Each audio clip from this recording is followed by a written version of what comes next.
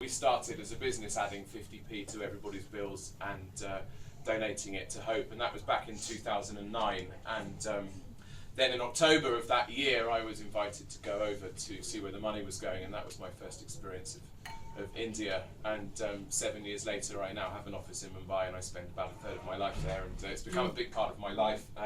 I have an Indian girlfriend, etc., etc. So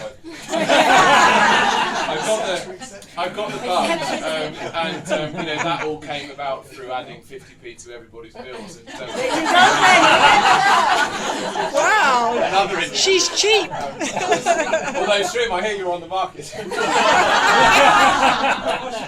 So well, it's a pound here, isn't it? And I just Inflation, my dear. there are a lot of kind of these small organisations out there, and I guess I probably in hindsight could have fallen into helping or working with or supporting or volunteering for all number of them, but I think, you know, I've been to Calcutta now maybe, I don't know, at least a dozen times, and I've got two amazing girls that I've sponsored since they were 11, and they're now 18, and slowly costing me a fortune and bankrupting various extra tuitions and mobile phones and bicycles and apartments and whatever else. But I think, you know, as I get under the skin of the organisation, I really start to understand that it does amazing work, and it really does work. And I think Calcutta is an awesome city, and it's not a city full of despair and poverty. It is full of poverty, but there's also an amazing sense of hope, an amazing atmosphere in the city. And we've obviously just come through the Diwali celebrations, which are a festival in India that celebrates light and hope and knowledge over ignorance and all of these things. And I think that what Hope tries to do with these kids is so intertwined with that. I think it's actually quite opportunistic or serendipitous, maybe, that we're launching Eat for Hope around the time of Diwali, because Hope's mission is so intertwined with the spirit of Diwali. So I guess all I would say is it's an awesome organisation to support. The more that you can do, the closer you can get.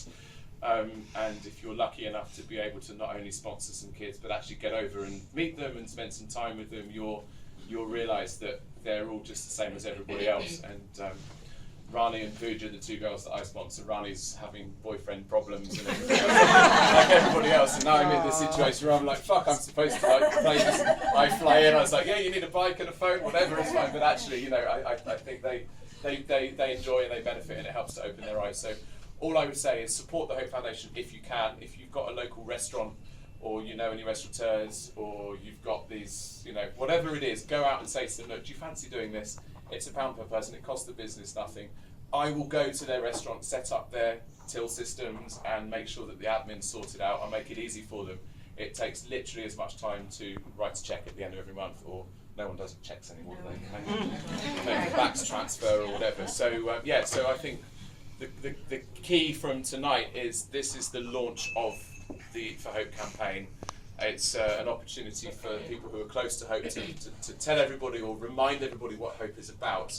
But the idea is that restaurants sign up and start participating in the campaign, raising some cash and starting to either put some food on someone's plate or make sure they can stay in school or to give them counselling or whatever it is.